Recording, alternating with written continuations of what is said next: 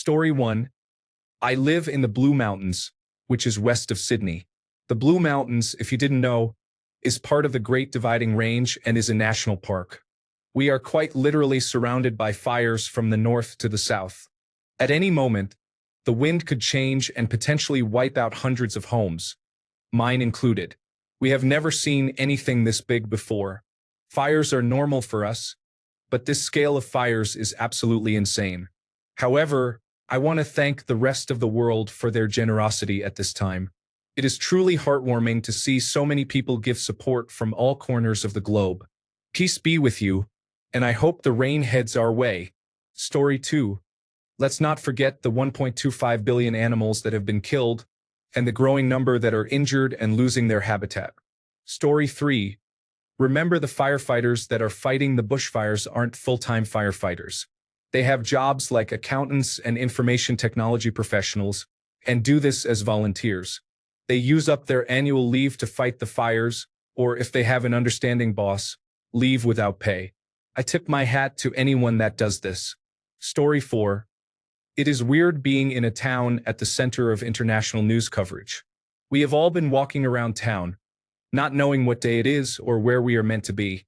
I spent almost a full 24 hours knowing that my dad was defending his property, but not knowing whether he was okay. I spent New Year's Eve without power, internet, water, or phone reception. Every road to our north and south was closed due to fire. We were hearing of people we knew driving their cars into the lake to escape. I passed midnight in my car, with the ABC radio playing, eating a Christmas cookie and drinking warm white wine. I heard the radio announce a man had died a few kilometers to my north. Dad was a few kilometers to my north. We turned on the barbecue the next day to cook up meat that was going bad quickly. I had his utility vehicle at our place. He had already evacuated his valuables. We had the door open and ABC radio on. My dad walked up and made a snide remark about leaving his car idling. His eyes were really blue, and I could tell he had been crying. He never cries. But at least he wasn't dead. And the farm had been saved. He stopped it with a rake. Thousands upon thousands of tourists fleeing the town by car. One lady had been in her car since 6:30. It was 4:30 the next morning by the time they moved. 22 hours, not including the 2 hours she had to go before reaching her destination. Usually a 3-hour trip. Then later that week, Dad came to our house for the day because we had power back. He got a call in the afternoon. Could he come back home because the farm was on fire again? The roads were blocked and he was stuck. He almost drove through a creek in his trade van trying to get there despite my pleas. It was about 8 hours of not knowing if the property would be okay. During that time, fires flared up on 2 sides of my own house, so we bounced between hosing my yard and worrying about the farm. Just after midnight, an old neighbor of Dad's stopped in and told us the house had been saved. We had a cup of tea and talked for an hour about what had just happened this week. Comparatively, we got off so easy, but it was still the scariest week of my life. Usually, my town is buzzing with tourists this time of year. While it's nice to get a parking spot in town, the ghostly quietness is choking our small businesses. Story 5. As an Australian, I want to thank the international community for acknowledging the extent of this crisis and their ongoing support. I'm not directly affected by the fires, but it's amazing to see complete strangers across the world donate to our charities and send firefighters to help us and the animals during this time. So from the bottom of my heart, thank you. Thank you for all the comments and support. I agree our government should be doing more, and it's a shame that we have to resort to asking for help. I hope our government is held accountable. As others have said, many other countries are faced with devastating floods or other disasters due to climate change. Please, let's make an effort to be better and challenge those in power to do better. Climate change is real and we have one planet. Let's take care of it. Story 6. The international support during these fires has been fantastic, and I'd like to send out my thanks to those who have contributed in any way. It means so much. The air quality has been getting worse in my town these past few days, and the fires have been escalating. Lots of burnt leaves and bark falling this month. It's definitely concerning, I would just like a second to remind all Australian Reddit users to do a basic vehicle checklist to make sure you have the best chance of making it out if you need to evacuate. You can do 90% of these things right now. Please make sure you have at least a half tank of fuel in your tank at all times. Keep at least 4 liters of water in a container in your car at all times. Please make sure you check the coolant level in your radiator if possible. The coolant level should be at most a couple of centimeters below the coolant fill neck. If your coolant level is low and you don't have premix coolant on hand, you can use tap or hose water in an emergency. Please check tire pressure levels and fill to recommended pressure. This can usually be found on the sill of your car door or in your vehicle user manual. You can refill tires at most petrol stations. Also, make sure your spare tire is full and holds air too. Make sure your washer fluid is full. This will help with ash and debris in an emergency situation. Check headlights, blinkers, and taillights, and replace any blown bulbs if possible. Make sure all your windows on your vehicle are clean. Remove bird droppings, mud, etc. You want as much visibility in a heavy smoke condition as possible. Make sure all your mirrors are as clean as possible for the same reason you clean your windows. 10. Make sure window wiper blades work adequately or replace them. Supercheap Auto has wipers for 80% of all common vehicles on the road for relatively cheap. They can fit them for you if this is an issue. 11. Buy jumper cables for your vehicle if possible.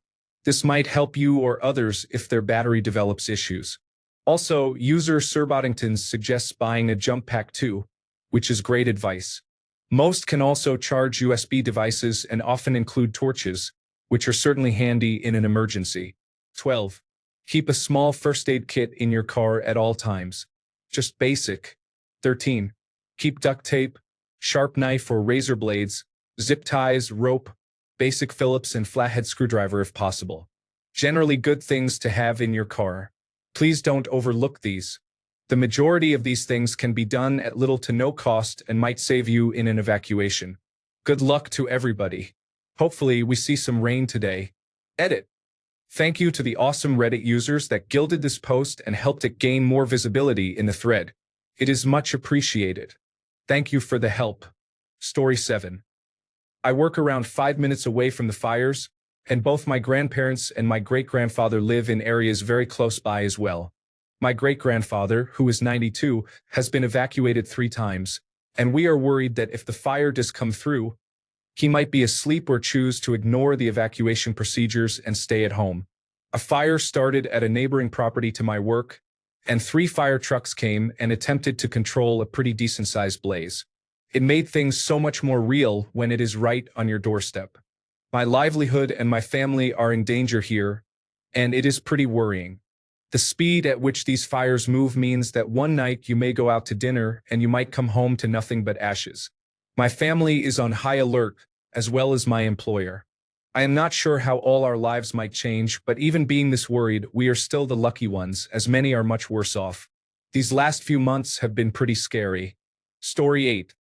My thoughts are with the Australians living through this awful event, especially those who can't leave their homes because of the air quality. Special thoughts for those who lost someone, their homes, or were evacuated. It must feel like a nightmare, and I hope things return to normal soon. Lots of love from France. Don't give up, everyone. Story 9. Do you think tourism to Australia is helpful or hurtful? I was planning on visiting Australia in June because I've always wanted to go, and I am thinking they can probably really use the tourism dollars after this disaster. But maybe I should wait longer? Story 10. As a volunteer with the Rural Fire Service in the Blue Mountains, one of the more surreal events was the Evans Lookout Fire at Blackheath. The temperature was about 40 degrees, and we could see the fire through the bush moving towards us when we initiated the backburn. All this occurred after 3 helicopters and the large air tanker had been attacking it for a few hours. Even with the wind taking the backburn away from us, it was so hot that the radiant heat caused the fire to start igniting the leaf litter on the ground 3 meters away and bushes on the opposite side of the fire trail. While one of the crew worked on the bushes catching fire, I was running up and down the trail, stamping out spot fires. We got burnt through the protective gear we were wearing. Story 11. I used to play video games with this guy from Australia. We have thousands of hours together, and I just got in contact again recently. He lost his house to the fires. It breaks my heart to know how serious the government let the fires get. He lost countless personal, priceless objects, including his Xbox 360 that he spent so much time with me on. I am just hoping that enough will be done to stop these fires as quickly as possible, so no one else has to go through what my friend had to. Story 12. Thank you for this. My thoughts go out to everyone in Australia. The same goes for koalas, kangaroos, and all the other animals too. The photos and videos of them being affected are so sad. Story 13. I used to live in Bateman's Bay and Mogo as a child. On New Year's Eve and New Year's Day, I spent the whole day crying or in a rage. Watching the place I loved burn devastated me. I have trouble remembering bits of my childhood, but I'll always remember living only 5 minutes away from the most beautiful beaches. A bridge I once swam under, and now have the permanent scar as a reminder. Our local fish and chips shop where I always picked out the ring lolly. There was this shop I called the Fairy Shop, and I'm not entirely sure, but I think it's gone now. At least the Mogo Zoo was evacuated.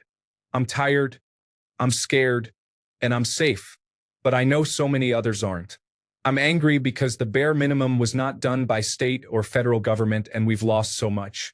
Children growing up without their fathers, elderly dying because they couldn't escape, a father and son caught in the blaze, animals dying by the hundreds of millions if not billions, and a prime minister who has the nerve to smirk in his people's faces when they are trying to convey their grief. I'm sorry for the rambling, just been so angry and upset. Edit to add. I have comments on other threads if anyone else is interested in donating to help our wildlife caught in the fires. Or should I say fire? It's merged into one. Story 14. If someone has done the research, that will save me some time. Which of these agencies, or perhaps another, provides the greatest percentage of donations to actual relief or assistance? Story 15. This will probably get buried, but for anyone living in Denver, my friends and I are organizing a charity music event in support of those affected by the fires in Australia. Story 16. As an Australian, I just want to say thank you to everyone who has donated, helped, and supported. It's truly touching to see the local and international support. A lot of my closest friends are from the countryside, right in the heart of these fires, and they've lost a lot already. It's devastating but also incredibly frustrating to see my country burn. A catastrophe that could have been minimized from the start, but due to inept leadership, has grown into this tragedy. Story 17. With fires at these scales, is there really anything you can do to fight them? I heard stories about cinders and burning leaves landing in the middle of Sydney, and I think, how can you even prevent these flames from spreading on this scale when you can have new fires starting all the time? Story 18. The lack of proactivity in the Australian government is the reason to blame for this. The Rural Fire Service requested extra funds so they would be able to help avoid this crisis, and Prime Minister Scott Morrison flat out rejected them. The incompetence of the Australian government has affected millions of people in our country as well as people in New Zealand. Not to mention, a true leader wouldn't have run away after a photo opportunity in a distraught community. Story 19. I live in Melbourne, far away from the bushfires. The last few days we had rain, especially yesterday. I thought rain was good, but the news says it can worsen the fires. Why? I'm so confused. Doesn't rainwater help put it out? Story 20. We are in one of the areas bordering one of the larger fires in Victoria. Luckily, no lives have been lost and only minimal property loss where we are. The smoke impact, however, has been extreme at times, and we left for Melbourne last weekend as my wife and kids were both suffering asthma attacks. We came back 2 days later when the smoke had eased a bit, still at hazardous levels, but smoke levels were expected to be very high for weeks, and we can't stay away that long. Yesterday, we evacuated again, this time to an army barracks a short drive away where they had accommodation and were happy for people to bring pets with them. We've been put up in a dorm with 4 beds, air conditioning, a bathroom, and even a television. Much better conditions than we were expecting. There are meals at the mess 3 times a day, a swimming pool, and other facilities available for evacuees to use. As it's not an operational base, It is a lot more relaxed than we were expecting. Unfortunately, we were hit with a couple of unforeseen events, with a grass fire nearby putting the barracks on alert. This coincided with us losing power and no backup power other than emergency lighting. The defense personnel are doing an amazing job under difficult circumstances. It's clear that evacuations of this scale aren't something there was already a plan for, but they're doing great under the circumstances. I half expected that by the next fire season there will already be plans and processes in place for running defense facilities as relief centers. Hopefully, we'll be back home in the next day or two when conditions have improved. Lastly, if you want to help, donate funds or volunteer. There's been a deluge of donated items, much more than is immediately needed, which has resulted in resources being diverted to managing this, rather than working on more pressing needs.